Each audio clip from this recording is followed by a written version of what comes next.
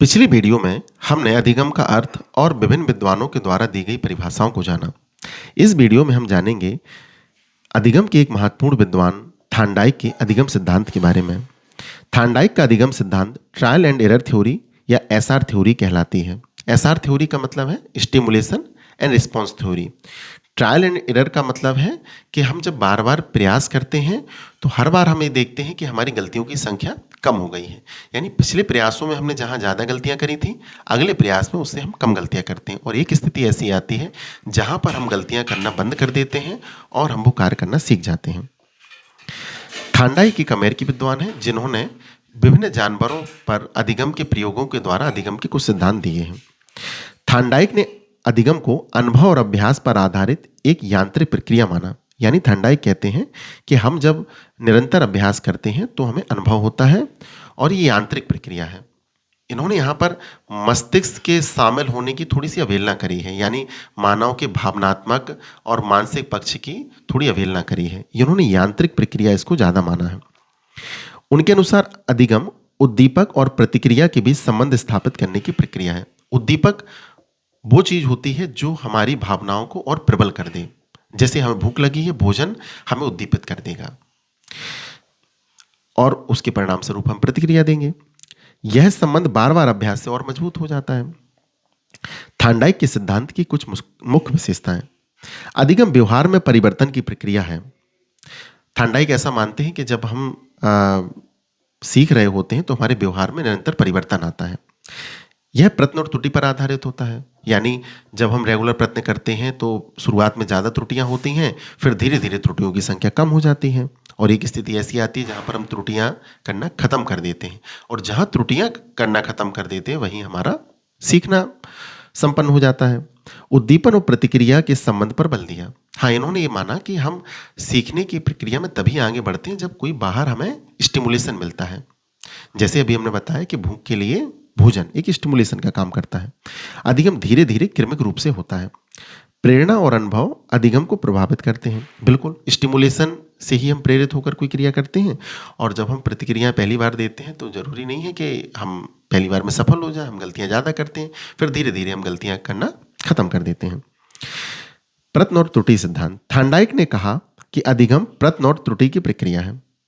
व्यक्ति विभिन्न प्रतिक्रियाएं देता है जिनमें से सही प्रतिक्रिया बार बार के अभ्यास से मजबूत होती है, गलत प्रक्रियाएं धीरे धीरे समाप्त हो जाती हैं।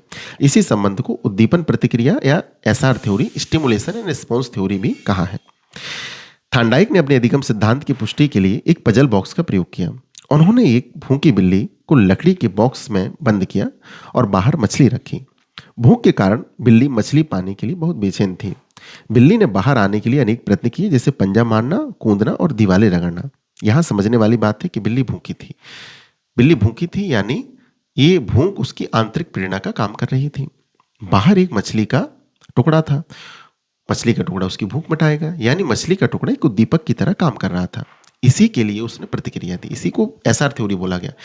मछली स्टिमुलेशन का काम कर रही है, अब वो रिस्पॉन्स देगी। तो पहली बार ज्यादा रिस्पॉन्स, धीरे धीरे उसके रिस्पॉन्स की संख्या कम हो जाएगी और वो सीधा सीख जाएगी। अब वो यहाँ वहाँ उछल कूद करने लगी। संयोग से ये हुआ कि लीवर में उसका पैर पड़ा और लीवर दबते ही दरवाजा खुल गया। वो बाहर निकली, उसने मछली खाई। अगली बार ये जब दोहराया गया दोबारा तो उसने कम प्रयासों में लीवर खुलना सीख लिया और एक स्थिति तो ऐसी आई कि उसने वो सीधा लीवर दबाती थी और दरवाजा खुल जाता था। यानी बार बार अभ्यास के बाद हम पिछली गलतियों के अनुभव से अगली बार सुधार करते हैं और एक स्थिति ऐसी आती है जहां पर हम सीधा कार्य करना सीख जाते हैं।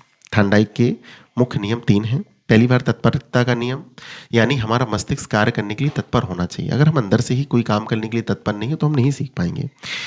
बाहर उद्दीपक होना चाहिए जिसके लिए हम रिस्पॉन्स देंगे, बार बार अभ्यास करेंगे और अभ्यास हमारे अनुभवों के द्वारा और सुधरता जाएगा और एक स्थिति ऐसी आएगी कि हम कोई कार्य करना सीख जाएंगे।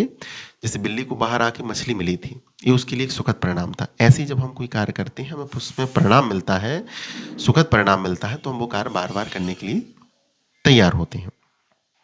क्या इसका शैक्षणिक उपयोगिता भी है? बिल्कुल है। अधिगम में अभ्यास और दोहराव का महत्व है, यानी बच्चा रेगुलर अभ्यास करेगा, जितनी बार दोहराएगा उतनी बार गलतियां कम होती जाएंगी। शिक्षक को विद्यार्थियों को उपयुक्त प्रतिक्रिया देने के लिए प्रेरित करना चाहिए। हाँ, अब वहां पर देखो बिल्ली भूखी थी और मांस का टुकड़ा उद्दीपक का काम कर रहा था, तो हमें अंदर बच्चों के एक प्रेरणा तो जगानी पड़ेगी, उनके अंदर एक भूख जगानी पड़ेगी। शिक्षा में सफलता और पुरस्कार, जैसे वहां पर मछली मिली थी उसको, ऐसे ही हमें पुरस्कार भी बच्चों को निरंतर देना होगा, उनको मोटिवेट करने के लिए। विद्यार्थियों को अपने अनुभव से सीखने के लिए अवसर मिलने चाहिए। जैसे वहां पर बिल्ली उछल कूद करने के लिए स्वतंत्र थी, यहाँ पर भी हमें बच्चों को स्वतंत्र वातावरण देना है, जहां पर वो निरंतर अभ्यास के द्वारा अपनी गलतियां सुधार कर अधिगम को प्राप्त कर सकें।